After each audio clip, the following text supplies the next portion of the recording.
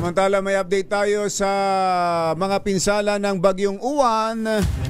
Nadagdagan pa ang bilang ng mga nasawi. RH52 Edniel Parosa. Kami Edniel. Jerry at Anthony, nadagdagan pa nga bilang ng mga napaulat na patay sa pananalasa ng Super Bagyong Uwan. Sa tala ng Office of Civil Defense, inilabas ngayong umaga ng NDRRMC, umabot na sa 27 ang reported casualties sa Region 2, Cordillera, Bicol, Western Visayas, Central Visayas, Region 9 at isang hindi pa batid na probinsya o rehiyon. Dalawa pa ang nawawalang pawang napaulat sa lalawigan ng Kalinga at 36 naman ang sugatan o nasaktang individual. Kapansin-pansing walang naitalang casualty, at least reported casualty, dito sa bahagi ng Central Luzon, partikular sa lalawigan ng Aurora, kung saan unang tumama ang mata ng super typhoon. Sa kabila nito, patuloy pang kiniklear ang Baler Kasiguran Road na nagpa-isolate sa northern portion ng Aurora mula sa kabisera ng Baler. Sa mga kuha ng DZRH2, nakita natin ang iba pang mga pinsala ng bagyo, gaya ng pinatumpang cottage, winasak na bahagi ng mga seaside resort, sinirang kalsada, mga naglalakihang poste, maging mga kinalbong nyugan. Ito pala, Edniel, yung binabanggit kanina ni Secretary Vince Dizon, yung mga natungkab, yung kalsadang natungkab ng storm surge. Yan yung kung tawagin sa lokal ay Ampere Boulevard. Katabi lamang ito ng dagat. Sakop yan ng bayan ng Dipakulaw. Makikita natin na tinuklap mismo ng uwan yung mismong semento at asfalto. Nitong nabanggit na kalsada na krusyal para maabot ng Baler, yung capital ng Aurora, northern portion. Ang ganda daw niyan, vloggers haven daw yan eh. Ang dami daw mga tindahan diyan, Edniel. Maraming resort ito, katong Jerry, sa tabi. Kaya talaga namang kahit walang casualty, batid mo yung pinsala at iiwang latay nito maging doon sa kabuhayan ng mga lokal. Alam nyo, 2 araw yan na hindi madaanan, kaya 2 araw din tayong na-stranded doon sa northern area. Ito, nadadaanan na ngayon, pero tsaga-tsaga lang dahil pinatag lang ng konti. Pero siyempre, ano yan, mga bato-batong naiwan dyan, ano?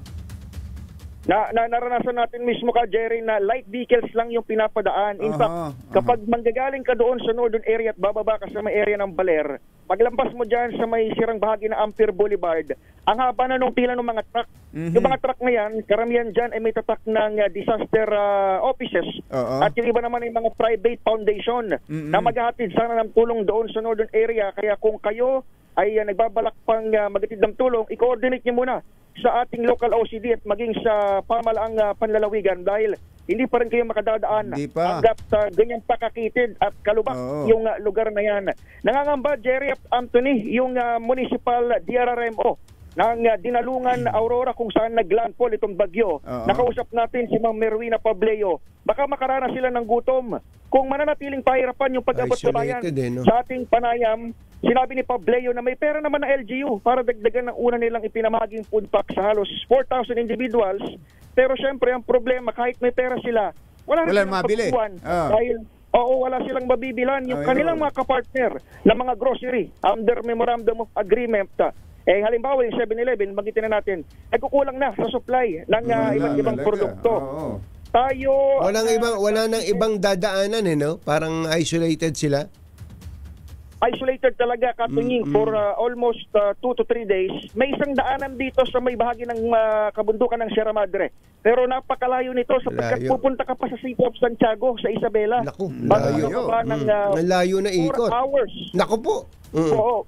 Ang layo ng ikot, tapos pagdating mo sa Isabela, 4 hours pa pababa sa Sierra Madre dahil dadaanan mo yung kabundukan. Ang number 2 na problema, maliban sa layo, hindi pa natin batid doon sa bahagi ng bundok kung may mga landslide pa sa daraanan ng mga tao.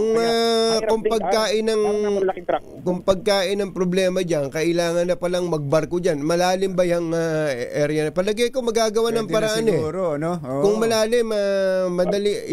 Total tirik na ang araw, medyo papaayos na siguro ang dagat niyan, ano? Dapat magawa na ng paraan. Tinignan ko rin yung baybay area bukod sa may seawall. At palibhasa kasi nung nagpunta tayo doon sa baybay ng Dinalungan ay ongoing pa yung bagyo. Hindi rin natin nakita kung gaano kalalim, pero mukhang malawak itong kanilang pinakabaybay, lalo na diyan sa may Barangay Abuleg na winash out ng storm surge o daluyong yung mga kabahayan. Nakita rin ng DCRH News, unang national media, itong landfall area nga, particular itong Abuleg. Diyan pa lamang sa barangay, 30 houses ang kung hindi man partially destroyed, washed out talaga. Buhangin na lang yung natira doon sa mga nakatayong bahay. Wala mang casualty. Umapila si Mayor RB Vargas at mga residente ng hindi lang pagkain, kundi construction materials. Ayun. Sa pamalang nasyonal. Kaya para doon sa mga nakikinig sa atin, alam nyo, itong lugar na ito ay dinali rin ng bagyong Pepito nitong nakaraan. Last year. At hindi naman siya naghahangad pa ng mas marami, pero ang naranasan daw nila after Pepito, Jerry at Anthony, ang binigay sa kanila mga ilang piraso lang construction materials.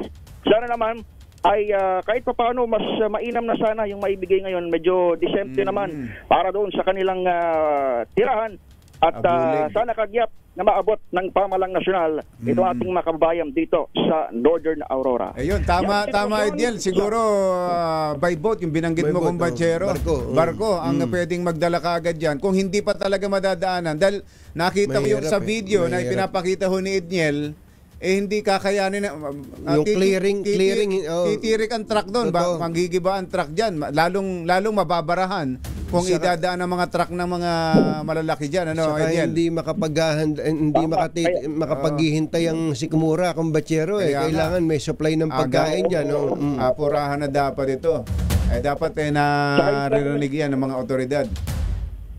Fairness naman sa mga local official at mga private entities, talagang agaran din naman sila nagtatry, pero yun nga, ang lalaki na ng truck, nakapila lang dyan, wala sa Pakulaw, hanggang sa may direksyon ng Baler, hindi rin talaga sila makadadaan. Kahit yung mga maliliit na truck, bumabalay-balemtong kapag dadaan, mahirap namang i-risk them yung buhay ng ating mga papasok pa dyan. So, para doon sa national government, yung Philippine Navy siguro, ay o Coast Guard ay maaaring matap at maabot itong northernmost part ng Aurora. Walang casualty, pero ang pangamba natin, food shortage at syempre yung safety ng ating makabayan na nangangailangan ngayon ng immediate construction materials.